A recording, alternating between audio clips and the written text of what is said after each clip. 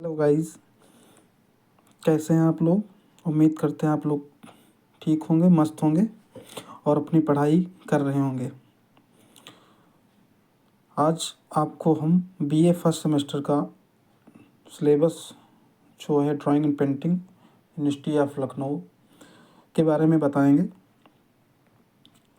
जो हमने आपसे कहा था कि हमारे Ajit art all classes channel पे BA first semester, BA third semester, BA fifth semester और एमए की first semester, second semester, third और फोर्थ चारों सेमेस्टर की क्लासेस थ्योरी में मिलेंगी और साथ में आपको टेस्ट सीरीज भी कराएंगे। उसके टीजीटी आर्ट का तो महत्व तो है ही है, उसके साथ साथ आपका सेमेस्टर वाइज भी क्लासेस चलेंगी।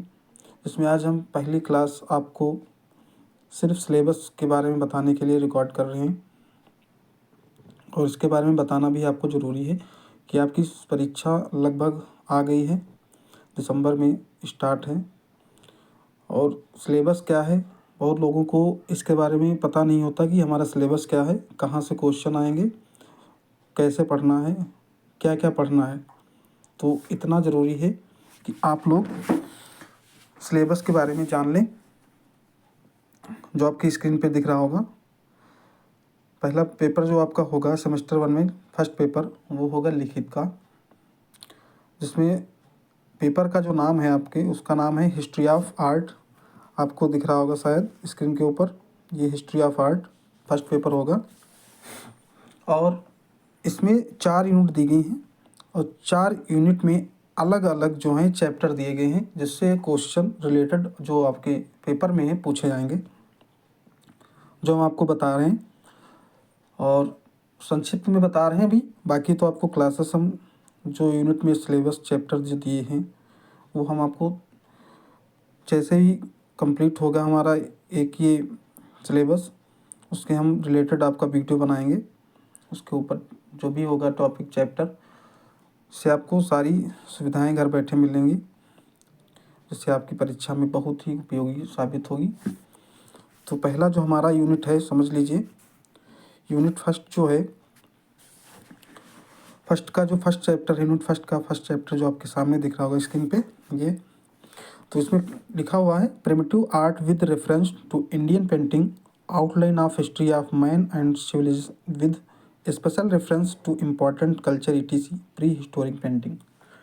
यानी भारतीय चित्रकला के संदर्भ में आदिम कला, महत्वपूर्ण संस्कृतियों के विशेष संदर्भ में मानव और सभ्यता के इतिहास की रूपरेखा और प्रागैतिहासिक चित्रकला में बताना है।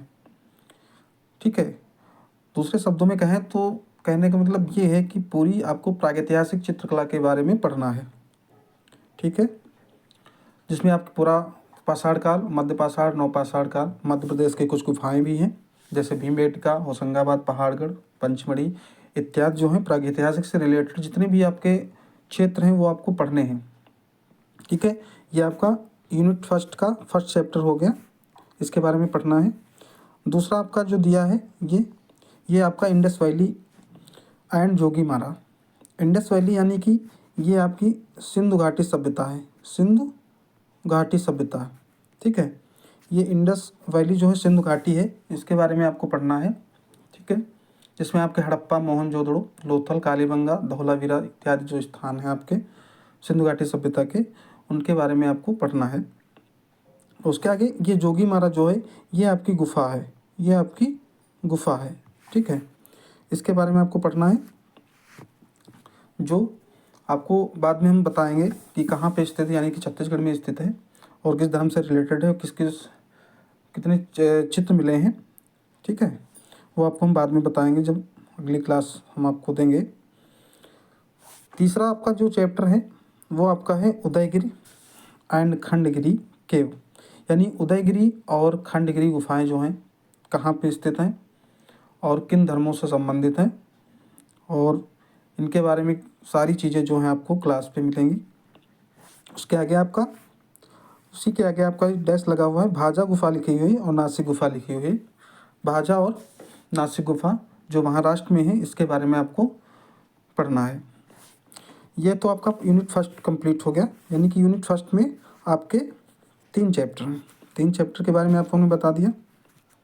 अब ये यूनिट सेकंड है। यूनिट सेकंड में आप कौन कौन से चैप्टर हैं, किसके बारे में पढ़ना है। तो सबसे पहले आपका जो है अजंता है, यानी अजंता ये भी एक गुफा है। ठीक है, ये एक गुफा है, इसके बारे में आपको पढ़ना है। अजंता गुफा ये भी आपके महाराष्ट्र में है और किस धर्म से संबंधित है वो भी आपको पढ़ना है। बौद्ध धर्म से संबंधित है, ये सब आपको हम बताएंगे बाद में। अभी आपको सिलेबस बता रहे हैं संक्षिप्त में, तो संक्षिप्त में समझ लीजिए। दूसरी हमारी जो है आगे आपकी डैश लगा हुआ है यहाँ पे, ये आपकी सित्तनवासल है। सित्तनवासल गुफा आपकी तमिलनाडु में पड़ती है, तंजौर ज़िले में, और जैन धर्म से संबंधित है। ये भी आपको हम बाद में बताएंगे, ये भी एक गुफा है। उसके आगे आपकी ये बादामी गुफा है, ये आपकी तीसरे नंबर की बादामी गुफा, यानी यूनिट सेकंड की फर्स्ट चैप्टर में 3 गुफाएं हैं। बादामी गुफा यानी कि कर्नाटक बीजापुर में है, हिंदू धर्म से संबंधित है। ये हम भी आपको बाद में बताएंगे क्लास में, ये भी सिलेबस है। और यूनिट सेकंड में सेकंड जो चैप्टर है, यूनिट सेकंड का सेकंड चैप्टर जो है वो पहली गुफा इसकी है सिगरिया गुफा, सिगरिया केव यानी कि सिगरिया गुफा, और दूसरी हमारी बाघ गुफा। ठीक है, सिगरिया हमारी श्रीलंका में है और दूसरी हमारी बाघ जो है, ये बाघ जो है ये हमारी मध्य प्रदेश में है। ठीक है, ये दोनों जो हैं बौद्ध धर्म से संबंधित हैं। ठीक है, ये हो गया यूनिट सेकंड। अब यूनिट सेकंड में आपके दोनों चैप्टर में केवल सिर्फ गुफाएं पढ़नी है, इसके अलावा कुछ नहीं पढ़ना है। यूनिट थर्ड में जो आपका है, यानी यूनिट थर्ड में पहला जो है आपका चैप्टर वो आपका एलिफेंटा गुफा है।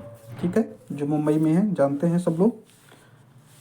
ठीक है, मुंबई के धारापुरी टापू पे स्थित है, ये बाद में बताएंगे सारी चीज़ें। और उसके आगे ये भी एक आपकी गुफा है, उसके आगे देखो डैश लगा हुआ, ये एलोरा भी गुफा है। ठीक है, ये बहुत ही महत्वपूर्ण है। ये आपकी 2 गुफाएं यूनिट थर्ड में फर्स्ट चैप्टर में दी गई हैं। उसके बाद आपका यूनिट थर्ड में सेकंड चैप्टर जो आपका है, सेकंड चैप्टर यूनिट थर्ड का ये इसमें पूछ रहा है मौर्य पीरियड, यानी कि मौर्य काल।